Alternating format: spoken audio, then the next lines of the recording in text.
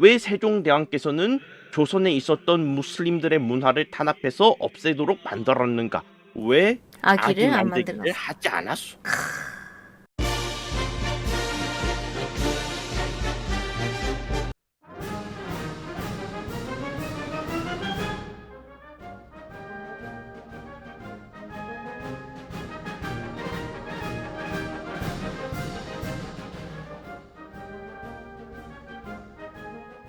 저 모든 것에 앞서서 우리는 이 꼴리다라는 것을 좀 더 엄밀하게 정리해 보는 것이 어떨까라는 것으로 압둘은 오늘의 첫 프레젠테이션 꼴림학개론이라는 글자로 시작을 해보도록 하겠다.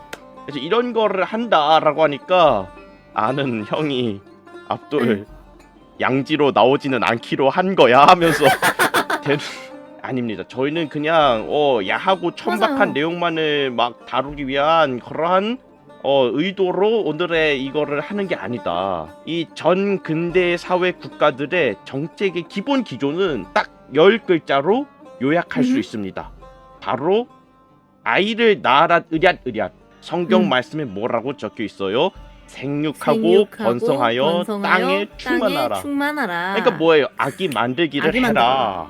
왜 조선의 개국공신이었던 정도전은 불시잡변을 저술해서 불교를 비판했을까요? 왜 출가한 승려들은 아기 아기를 안 만들기를 만들죠. 하지 않으니까? 왜 세종대왕께서는 조선에 있었던 무슬림들의 문화를 탄압해서 없애도록 만들었는가? 왜 아기 아기를 안 만들기를 만들었어. 하지 않았소? 이 세종실록 세종 9년 4월 4일 기사를 보면 이렇게 적혀 있어요. 아랍 사람들은 옷차림이 보통 조선 사람과 달라서 사람들이 우리 사람 아니에요 해서 혼인하기를 부끄러워한다. 이게 뭐예요? 아기 만들기를 안 해요. 그러니까 이미 조선 사람이라면 우리나라 옷차림을 하게 해서 만든다면 결혼하게 할 거예요. 뭐예요? 아기 만들기를 하라는 거예요. 왜 세종대왕은 조선에서의 아기 만들기를 장려할 수밖에 없었는가? 아기를 만들어야 북방 영토를 확장해서 한반도의 영역을 확장시킬 수 있어요. 아기가 만들어지는 지역 사군 육지. 아기가 건강하게 만들어지는 지역 사군 육지. 그래서 우리는 꼴림이라는 것에 대한 좀 더 엄밀한 분석이 필요하다.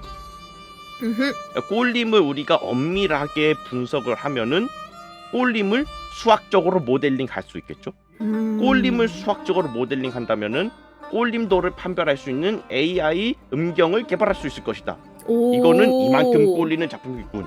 그걸 개발하면은 국가꼴림위원회를 설립하면은 아이가 태어날 수 있어요.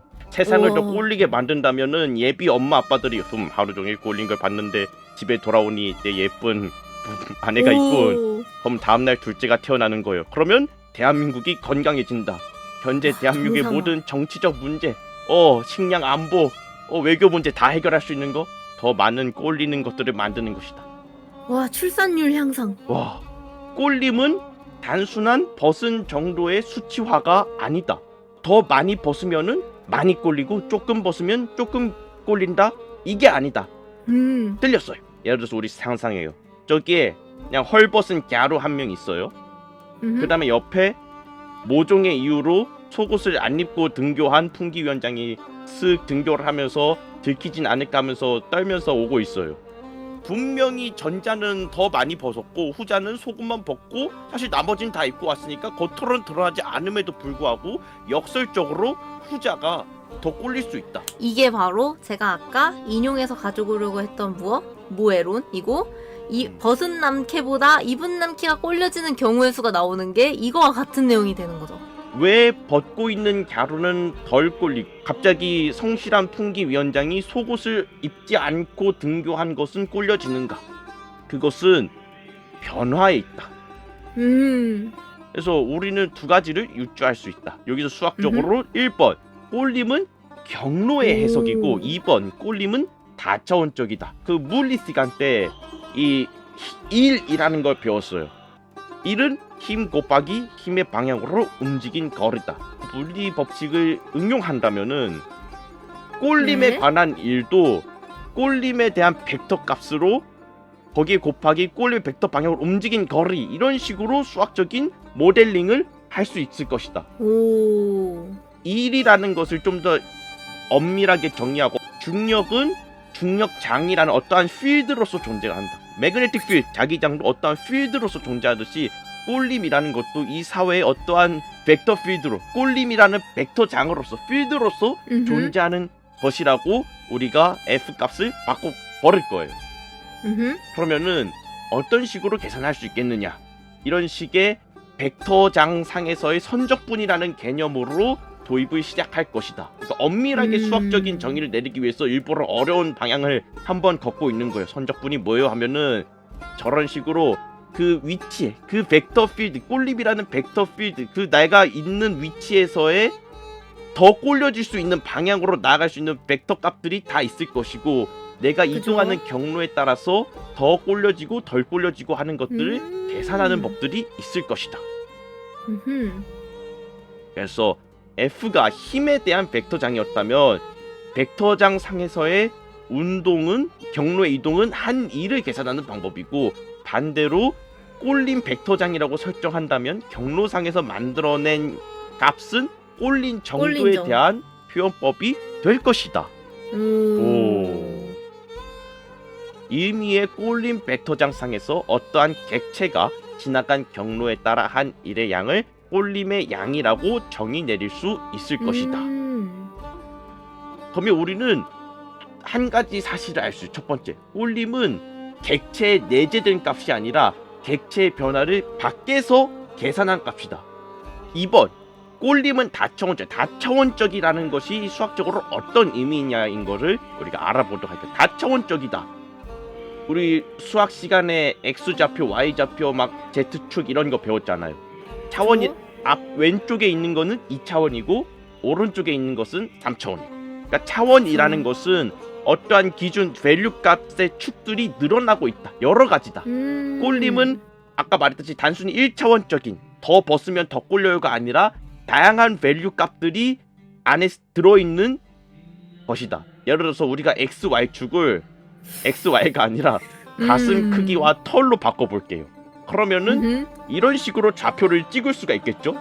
오. 인간 거유, 펄이 거유, 인간 도마, 펄이 도마, 털의 양에 따라서, 가슴의 크기에 따라서 이런 식으로 그 캐릭터의 위치값을 잡을 수 있을 것이다. 와, 이거는 내가 아는 펄이 좋아하는 분한테 보내보고 싶을 정도로 굉장히 괜찮은 예시인데요? 그렇죠. 또 하나의 축을 예를 들어서 설정하래. Z축은 성격이에요. Z축을 또 성격이라고 한 차원 더 증가시키면은 마망 인간 교유가 나올 것이고, 뭐 표독한 인간 도마, 표독한 인간도 뭐 한둘이 아닌 것 같은데 벌써 머릿속에 몇 분이 지나가시는 것 같은데 좀 많이 지나가는데. 네. 도마즈. 아무튼 아무튼 이런 식으로 다양한 꼴림에 관여하는 밸류들이 있다. 다차원의 좌표계 상에서 캐릭터는 위치가 잡힐 거고, 그 안에서 모든 객체는 변화하고 있다. 모든 것이 변화한다라는 것은 석가세존께서 과거에 설법하신 바가 있으니까 이번 장르에서는 스킵하도록 하겠습니다. 그래서 우리는 이 두 가지 내용을 통해 꼴림의 제1원칙을 찾아낼 수 있었습니다. 모든 것은 꼴릴 수 있다. 맞습니다. 형성된 모든 것은 변화하기 때문에 꼴리는지에 대한 판단 여부는 내가 정하는 게 아니라 그걸 바라보는 다른 이들에게 있기 때문에, 이런 시선으로 바라본다면은 모든 것은 꼴리는 존재로 바뀔 수 있다. 포켓몬이 꼴리게 태어난 것이 아니라 포켓몬을 꼴리게 보는 것이고, 펄이가 꼴리게 태어난 것이 아니라 펄이를 꼴리게 보는 것이다. 이과가 아닌 분들이 계속 알아듣기 어려웠던 파트가 비보존적이라는 내용이었을 거라고 생각해요. 비보존적이라는 내용을 굳이 왜 적어 넣었느냐? 어떠한 벡터장 상에서 이동을 하였을 때 보면은 C1의 경로와 C2의 경로는 똑같이 A에서 B로 가는 경로인데 방향이 다르죠. 그런데 이 값을 계산했을 때 C1의 경로를 가던 C2의 경로를 가자 아니면 어떠한 경로를 취했더라도 결국 A라는 좌표에서 B라는 좌표로 이동했을 때 그 값이 항상 같다면은 우리는 이러한 것을 보존적 벡터장이라고 부른다. 보다 경로에 독립적이다. 그렇다면 여기서 재밌는 특성을 하나 발견할 수 있는데 그렇다면 C2의 경로를 뒤집어 볼 거예요. 그러면은 A에서 출발해서 C1을 따라가면은 B로 가겠죠? 거기서 B에서 C2의 경로를 따라서 A로 다시 돌아올 수 있는 한 바퀴 삥 도는 어떠한 폐곡선이 형성이 된다. 원형에 그쵸. 가깝게 되네요. 이 원형의 한 바퀴 빙 돌아 원점으로 돌아가는 이 폐곡선 상을 따라 계산을 했는데 그 값이 0. 보존적이라면 이 한 바퀴 돌아서 원점으로 돌아왔을 때 값이 0이어야 된다. 그러면 우리는 이 수학적 원리를 기반으로 꼴림이라는 벡터장은 비보존적이라는 것을 증명할 수 있습니다. 자, 우선은 좌표값 중에서 세 가지 처음만 우선 그래프상에서 표현을 할 거예요. 옷과 액세서리, 장소. 그래서 여러분들 좋아하는, 자 여기 시청자분들 다들 각자 머릿속에 캐릭터, 자기가 좋아하는 캐릭터 하나 생각해봐요. 캐릭터 하나를 상상하고 좌표를 이동시킬 겁니다. 자, 1번 좌표. 양복을 입고 집에 가만히 있는 나의 캐릭터 A를 상상해봐요. 이 캐릭터의 좌표값은 이동할 겁니다. 양복 입고 집에 있다가 공원으로 갈 거예요. 장소값이 바뀌었죠. 집에서 공원으로 그쵸? 장소의 좌표를 바꾼 다음에 양복을 없애봐요. 옷에 대한 값을 0으로 바꿔봤습니다. 그 다음에 목줄을 채워봤어요. 그 다음에 집까지 천천히 올 겁니다. 그 다음에 목줄을 풀어주고 다시 옷을 입혔어요. 원점으로 돌아왔잖아요. 그죠? 양복을 입고 집에서 있다가 어떠한 좌표까지 이동한 후에 다시 원점으로 돌아오는 하나의 폐곡선이 형성되었다. 이 값을 계산했을 때 0이 나온다면, 꼴렸다는 감정이 0으로 돌아온다면은 이 꼴림이라는 벡터장은 보존장이었겠지만 실제로는 그렇지 않다. 폐곡선에 따라서 선적분을 한 값이 0이 아니기 때문에 꼴림 벡터장은 비보존적이라는 것을 우리가 알 수 있다. 꼴림의 제2원칙. 꼴려 버렸다면 되돌릴 수 없다. 왜? 0이 돼버려서? 다시 원점으로 돌아가더라도 꼴려 버렸다면은 그 값이 다시 한 바퀴 돌아서 원점으로 돌아와도 0으로 그 값이 돌아가지 않는다. 꼴렸던 것이 그냥 원점으로 돌아왔다고 사라지지 않는다. 우리는 더 많은 그 이후에 정뚝떨 모멘트들이 있어야만 꼴렸던 것이 사라진다. 한번 꼴려 버렸다면 원 상태로 돌아온다고 안 꼴리는 게 아니에요. 맞네. 그 이후에 더 많은 안 좋은 일들을 해야 이 친구 더 이상 꼴리지 않는 것 같아 라는 것이 드는 거다. 꼴림이라는 것은 수학적으로 이런 식으로 정의 내릴 수 있을 것이다 라는 것을 알게 되었습니다.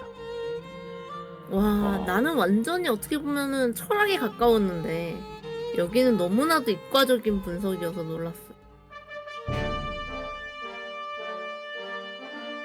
NTR은 박해를 받고 있습니다. 꺼져. 그래서 말인데요. 네. 제가 이 PPT를 NTR 해봐도 되겠습니까?